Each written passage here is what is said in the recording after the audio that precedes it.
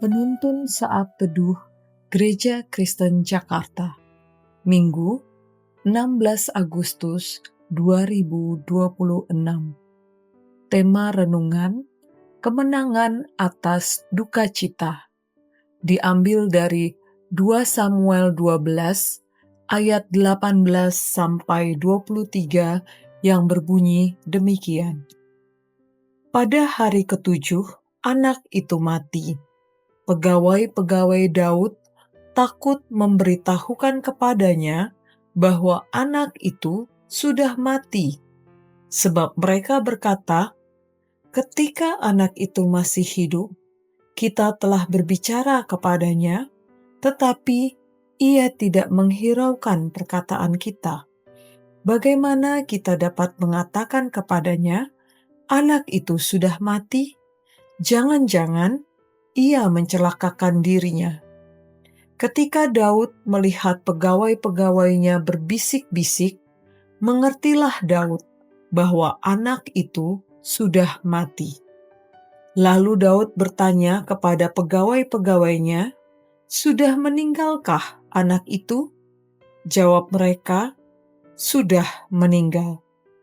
Daud pun bangun dari lantai, lalu mandi, memakai minyak, dan berganti pakaian.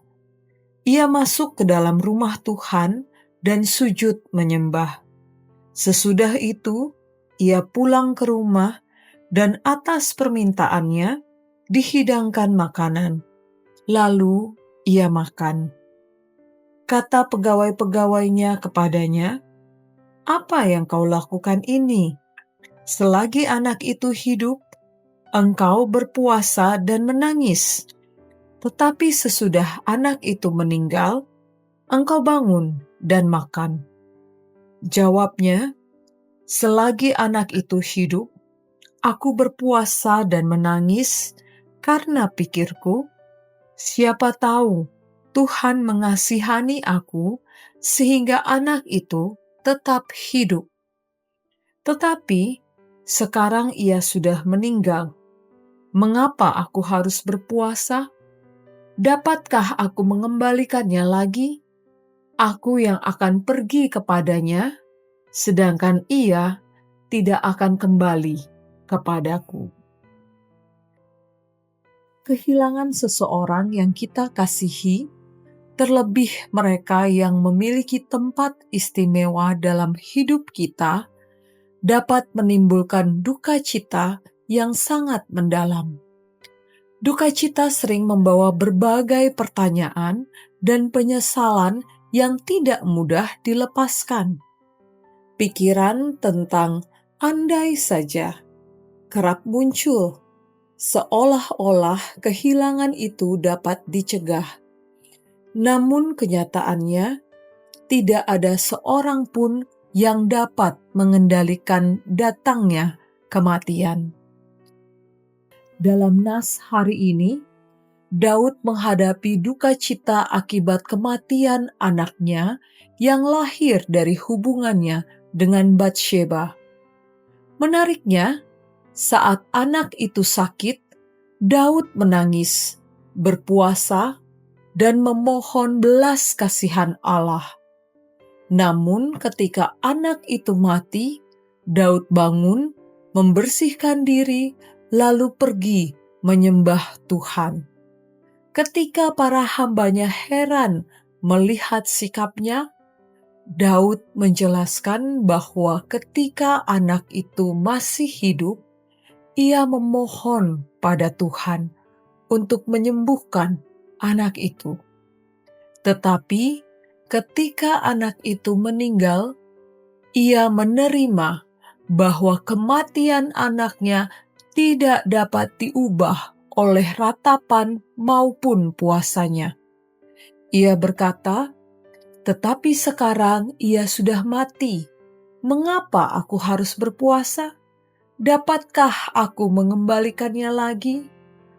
Aku yang akan pergi kepadanya, tetapi ia tidak akan kembali kepadaku."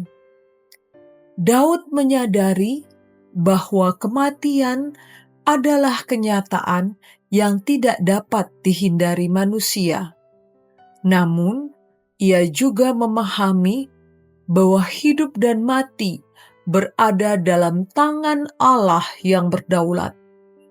Karena itu, ia tidak tenggelam dalam keputusasaan, melainkan tetap memandang kepada Tuhan dalam iman dan pengharapan.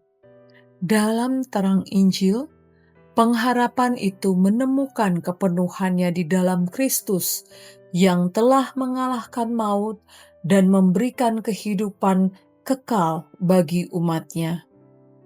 Ketika kehilangan menghampiri hidup kita, sudah sewajarnya kita berduka dan bersedih.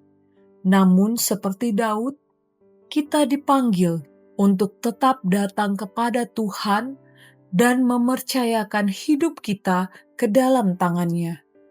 Kristus berdaulat atas kehidupan dan kematian, dan Ia menjanjikan kehidupan kekal bagi setiap orang yang percaya kepadanya.